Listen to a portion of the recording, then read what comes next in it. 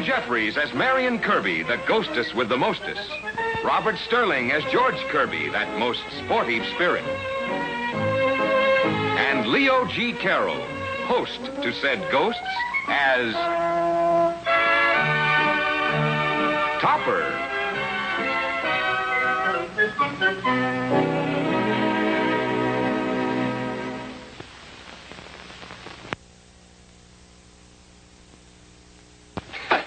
Silly-looking grip, isn't he? Yeah. Hand him up to me, will you? Where are you going to hang him? Right there. Too high. Here is the spot. Don't tell me what to do. I wouldn't dream of it, Cosmo. But would you like to tell me what you're doing? I'm trying to hang Uncle Jeremiah. Why don't you let Mr. Doolittle do it? Henrietta, I believe that if you can do a thing yourself, you should do it yourself. Just as you say, dear. What branch was he in, Cosmo? Supply. A spy. Fancy that, and he has such an honest face. Ouch! You hit my finger. Serves you right. Why, Cosmo. Sorry, dear. Hand me up that portrait, will you? Yeah. I do wish you'd get off that ladder. Not straight. Move it to the left. Look out, Cosmo! Look out,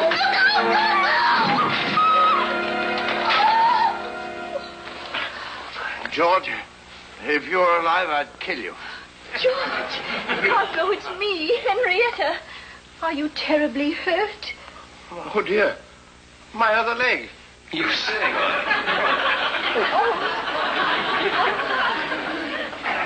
it. Cosmo, do you know who I am? Of course I know who you are. Oh, my leg. Oh. Quick, the insurance policy. Topper, you'll collect a fortune. How do you know? How do I know what? Who I am? I'd better phone for Dr. Fisher. Force down a little brandy, dear. They say it's good for an accident. Henrietta, don't call Dr. Fisher. I'll be all right. What are you talking about? Why, you have a compound fracture of the leg. Well, that's worth $3,000. A double concussion of the brain? Well, that's $4,000. With possible multiple internal injuries worth at least $5,000. Goody, let's celebrate.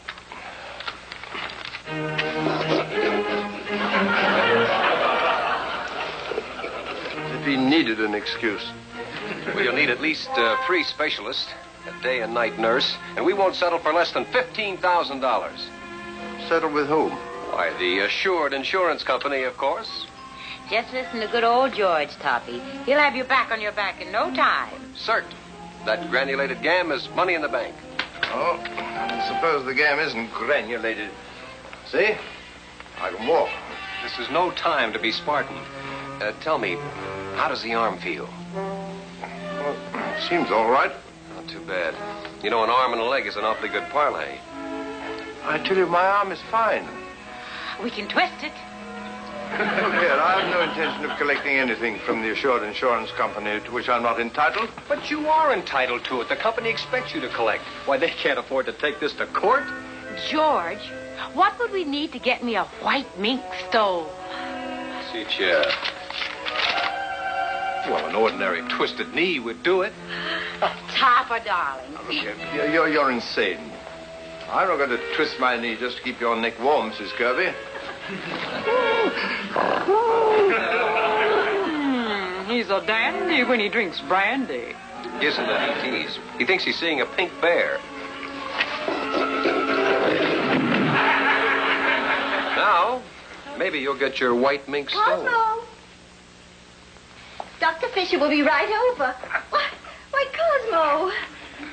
What happened this time? The rug flew out from under me. That's fantastic. Polar bears don't fly. Well, it wasn't a bear. It was a dog. A dead, drunk St. Bernard. I think you're delirious. Oh, dear, I wish I knew what to do. Tell her to notify the insurance company. I will not notify the insurance company. No, you don't have to, dear. I'll do it by myself.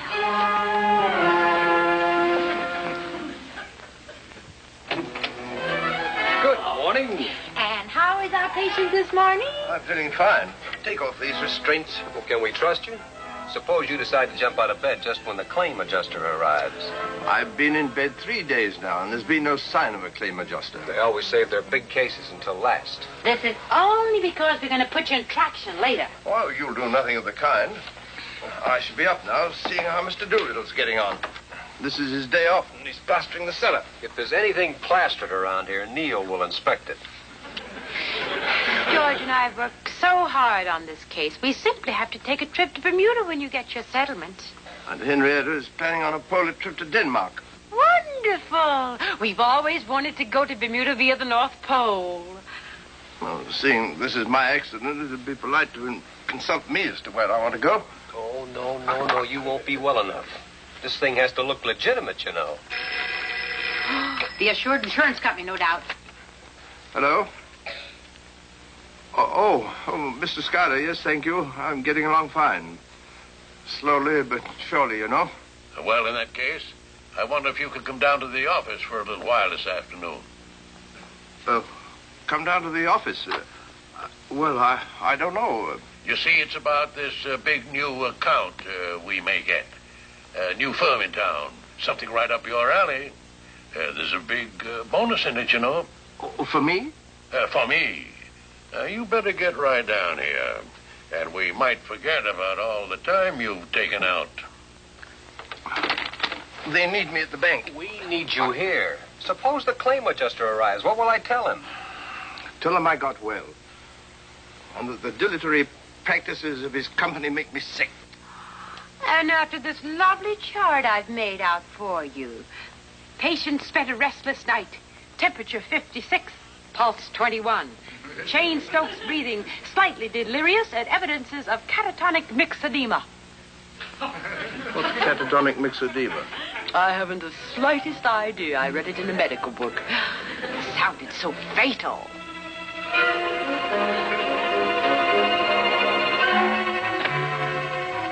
Ah, Topper, my boy.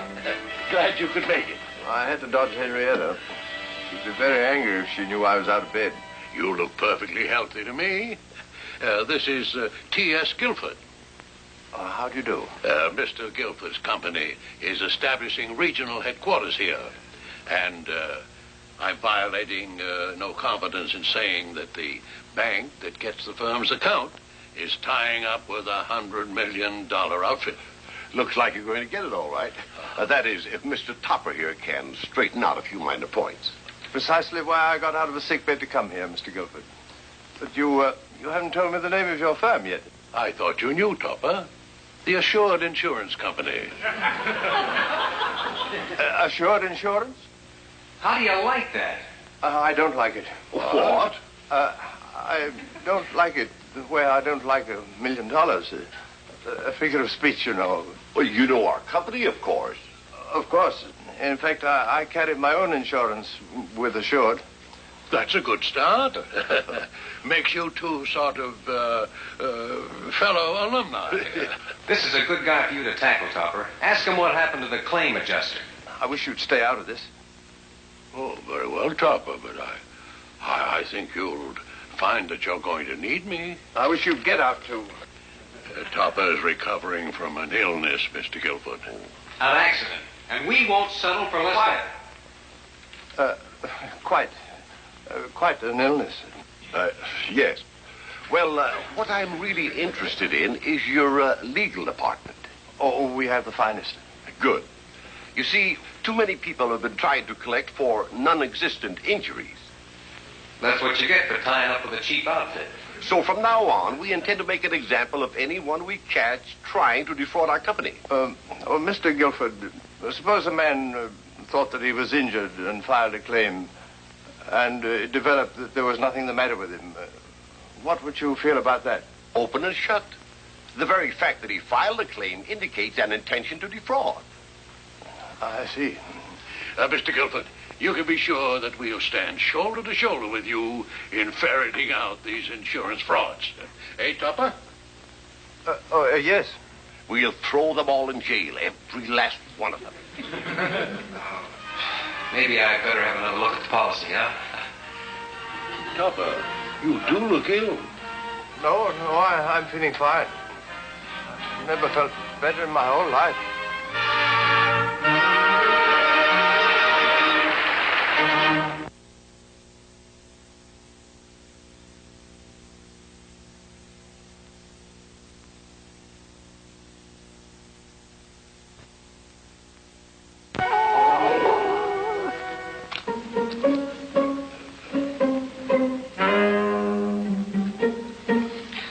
You know, I bet I've gained at least 10 pounds trying to find the 5 chocolates in this box filled with brandy, Neil. No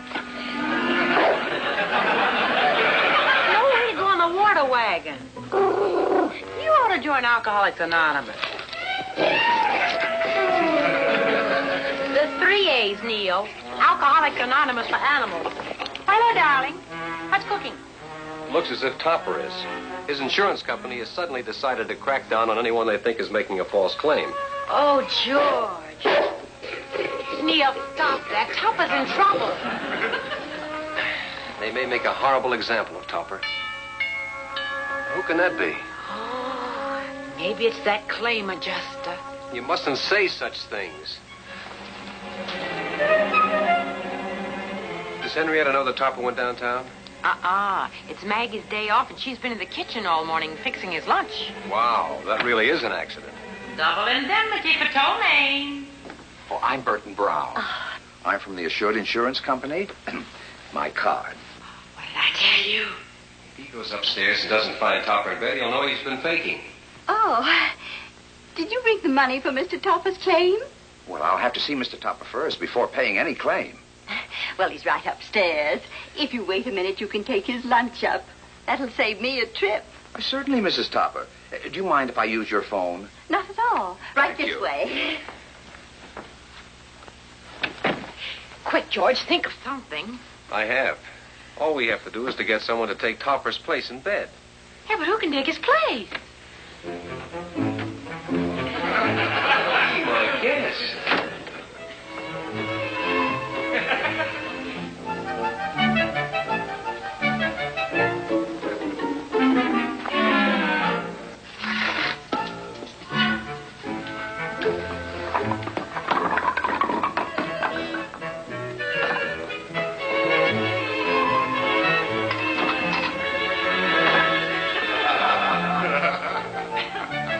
Easy, George. Just a gentle tap.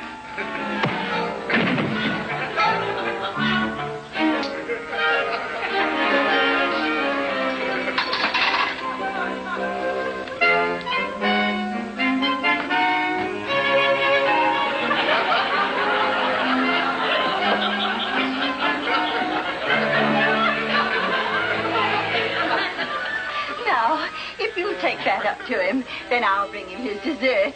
Pineapple inside-out cake. Or is it upside down?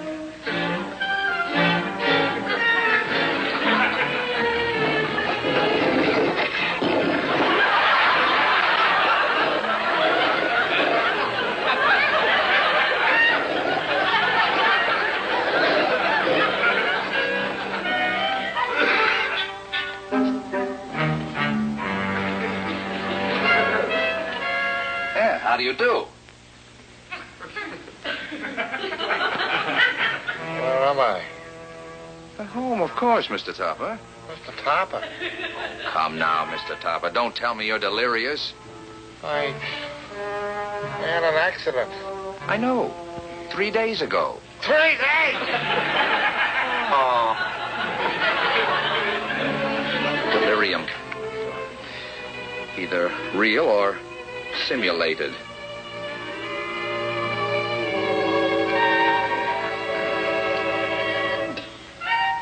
Looks good. Yeah, we'll soon know. You bet we will.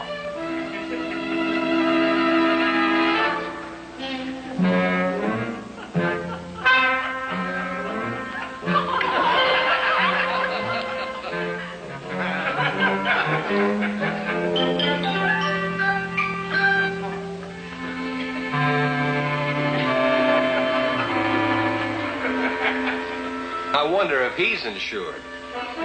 If he is, his house.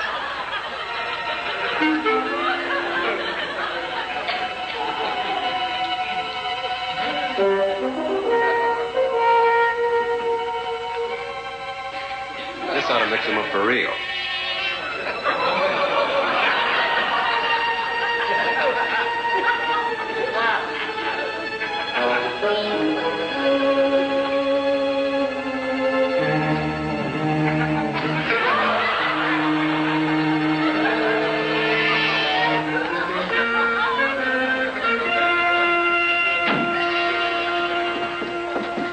Well, Mr. Brown, how is my husband? Oh, I'm not sure.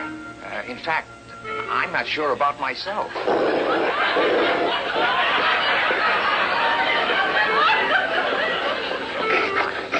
I'm not sure about anything.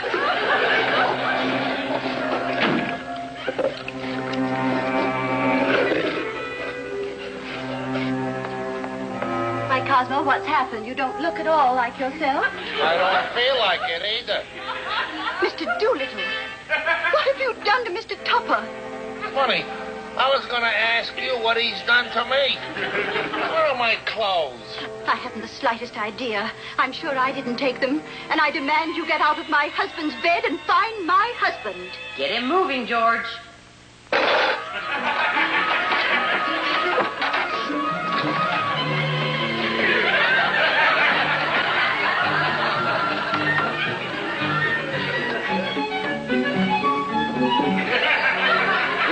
Aren't we being a bit informal?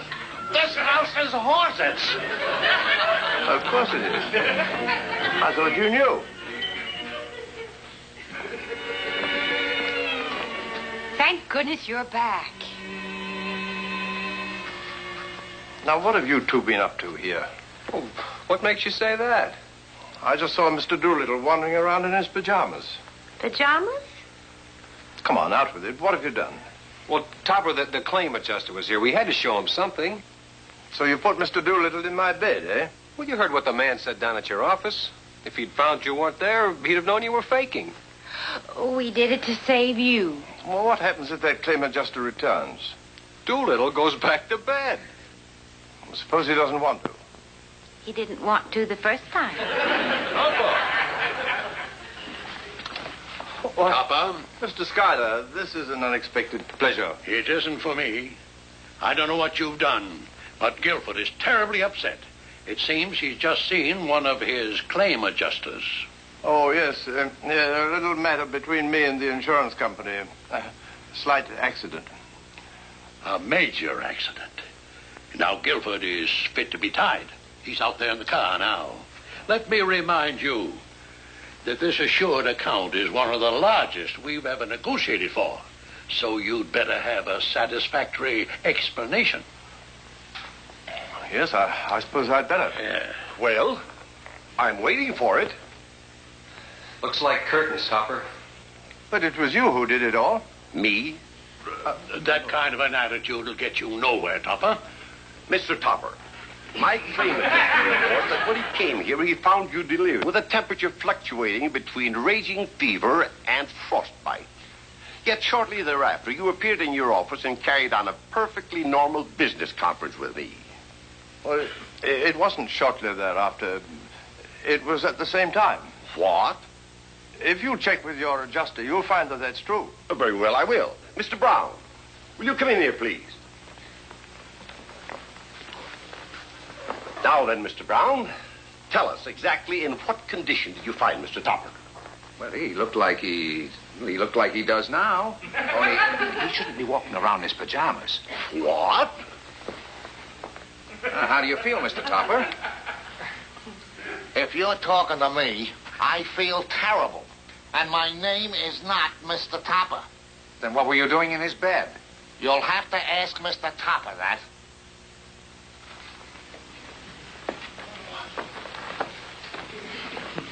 Oh, are these the men from the insurance company to pay your claim, dear? Well, they're from the insurance company, all right. All right, Mr. Topper, we're waiting. Well, you see, it's this way. Besides Henrietta and me, there are a couple of ghosts living here. George and Marion Kirby. A very charming young couple, but a bit irresponsible at times.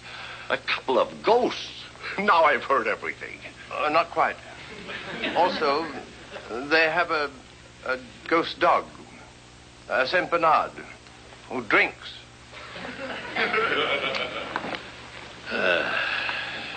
He still insists, does he? He's never stopped. Are you trying to tell me that a couple of ghosts put that man in your bed? Just as sure as their dog pulled that rug out from underneath my feet. That very rug you're standing on. Mr. Topper, if you can convince me that a ghost dog pulled this rug out from under your feet, I'll be delighted to hand over my company's account to you. We're in, Topper. Neil! Do your stuff, boy.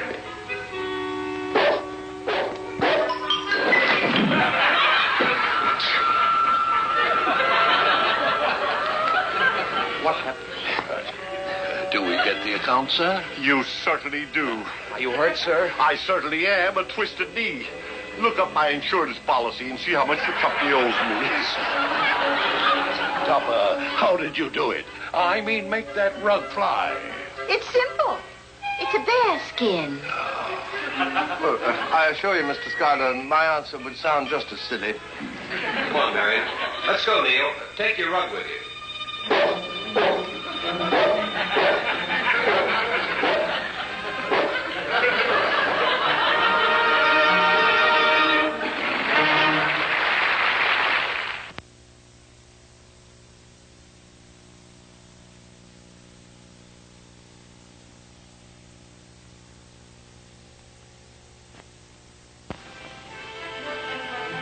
Uncle Jeremiah, I should have left you in the attic.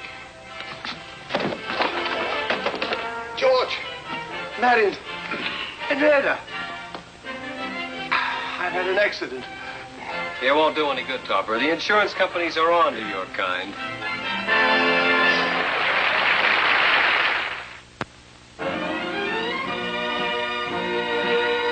A John W. Lupton, Bernard L. Schubert production.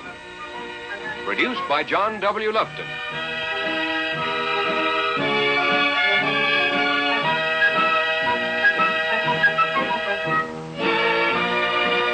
Starring Ann Jeffries, Robert Sterling, and Leo G. Carroll.